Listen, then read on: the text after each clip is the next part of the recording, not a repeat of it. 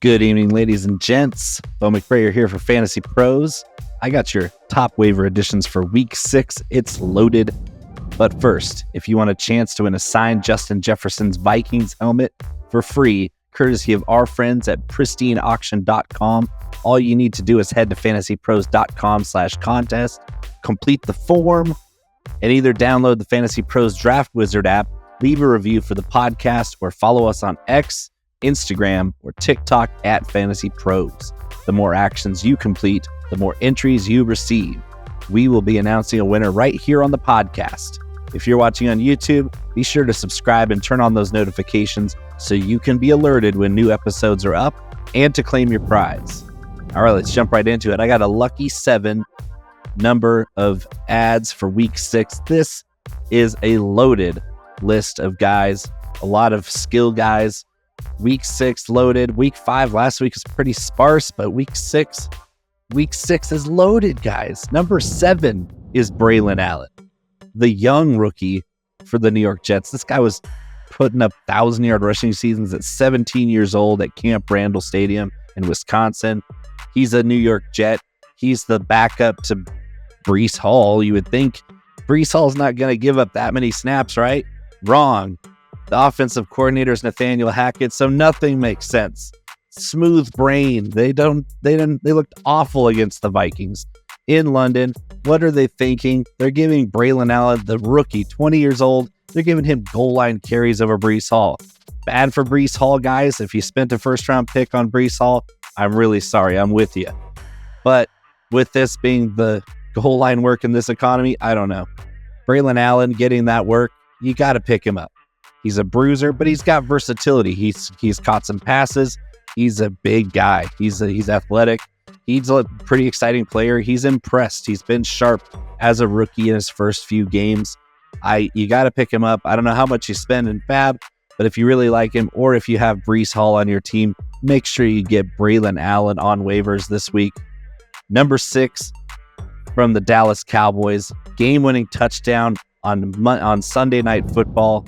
Jalen Tolbert stepped up huge. Brandon Cooks unfortunately has an infection in his knee. Jalen Tolbert, somebody had to step up for the Cowboys behind CeeDee Lamb, who's obviously the alpha X receiver there. Who is going to be the flanker? Jalen Tolbert, awesome, a step up, huge. Dak is looking for it.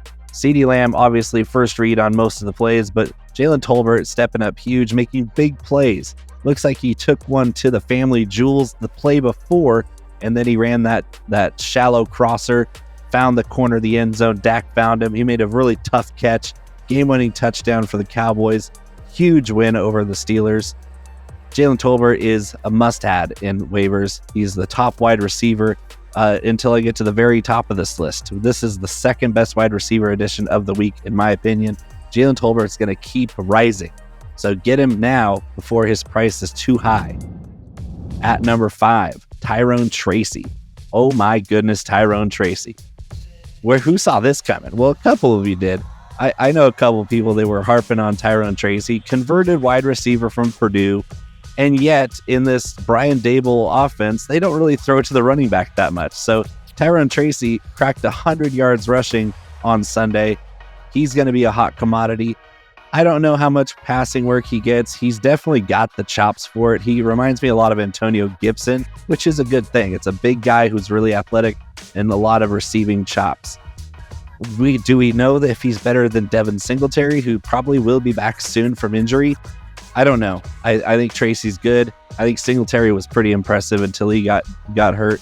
So take a shot on Tyrone Tracy, because if and when Devin Singletary comes back, this might be a guy who just takes the job.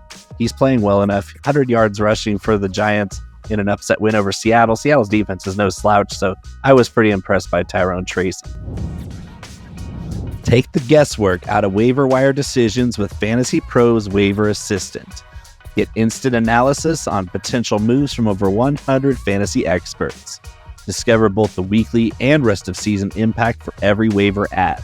Visit fantasypros.com/myplaybook or download the Fantasy Football My Playbook app to optimize your roster today. Speaking of the New York Giants, the New York Football Giants, Big Blue, number 4 is Daniel Danny Dimes Jones, he's coming off an ACL tear, but progressively his mobility is returning. This guy is better for fantasy than on the field. Some quarterbacks are the opposite, like CJ Stroud. But Daniel Jones, if he's going to start running around more, he had a rushing touchdown. He had 38 yards rushing on 11 carries. He's moving around a little bit more. He didn't have Malik Neighbors, so there wasn't anybody he was taking shots down the field with. There were some shots taken to Darius Slayton, which was encouraging. They kind of buried Slayton into a bunch of slants, which I guess if the Seahawks weren't stopping it, just keep going back to the well. But Brian Daboll's kind of hitting a stride. The Giants are a surprise team in the NFC East, along with the Commanders. Daniel Jones, maybe not the answer for the Giants long term, but he's a pretty decent pickup on waivers this week, especially the matchups coming up.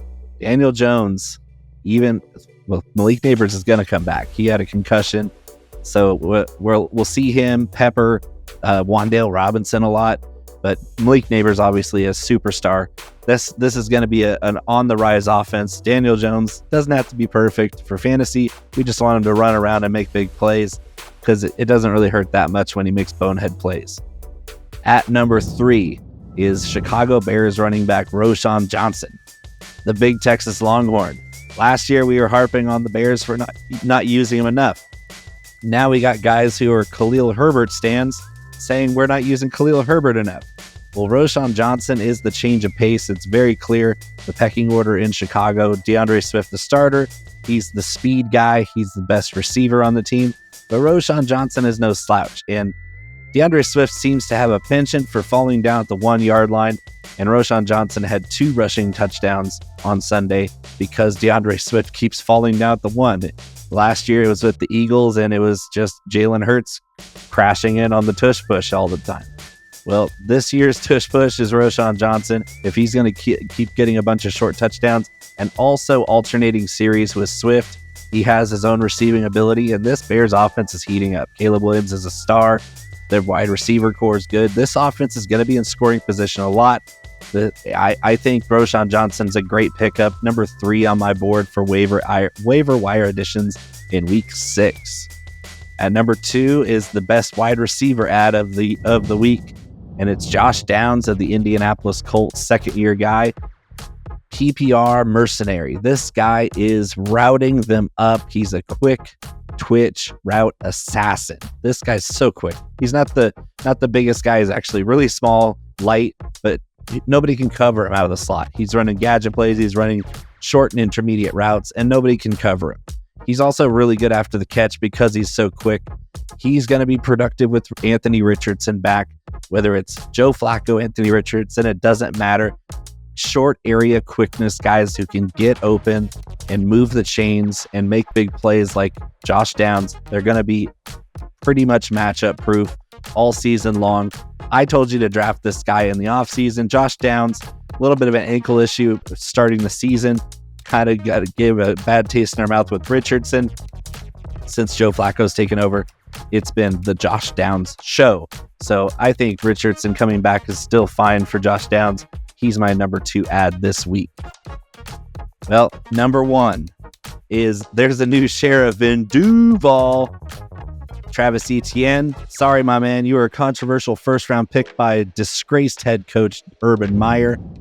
And the Tank Bigsby train is rolling in Jacksonville.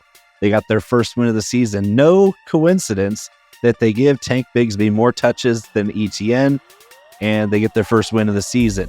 They looked more versatile. They looked like they can move the chains. Tank Bigsby, great vision, great between the tackles. He's got some receiving ability, and he broke off some big plays too. Etienne's not the only big play running back they have in Jacksonville. The Jaguars are going to warm up here on offense. Trevor Lawrence looked really good.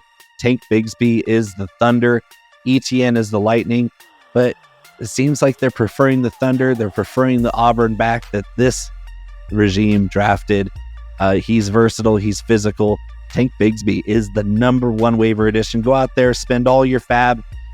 Empty the clip for Tank. Well, why not? Let's go with a bonus pick. He's going to be on a week 6 bye week, but you should still try to get your hands on Minnesota Vikings running back Ty Chandler. North Carolina product, speed merchant. He's fast. He's a track star. He's in that bye week shadow. Not a lot of guys are going to spend fab on somebody they can't plug in this week. It's okay. If you got a spot for Ty Chandler, you make it happen, because Aaron Jones, as what happens often with Aaron Jones, he's hurt. He's great when he's on the field. He's always great when he's on the field, but every single year, Aaron Jones misses time. And in Green Bay, we really didn't get much production out of his backups. That changes in Minnesota. Ty Chandler is going to put up some huge numbers. Pretty modest production against the Jets in London, but he had 2 big plays called back from penalties. And I think that Ty Chandler is a big play guy. He can catch the passes. He's a really good in pass pro. I don't know how long Aaron Jones is going to be back. It didn't look good. He couldn't return to the game in London. So if it's a multi-week injury, which it very well could be, Ty Chandler is going to be a guy you're going to want to get now before the price goes up, especially if they start announcing that Aaron Jones is going to be put on IR or missing a couple of weeks. Ty Chandler, I predicted in the offseason, was going to be pretty much the top back by the end of the season. Whether it's from an injury or from overplaying him, I think we're starting that conversation right now with Ty Chandler. Thank you for joining me. This has been Fantasy Pros top waiver wire editions for week 6. See you next week.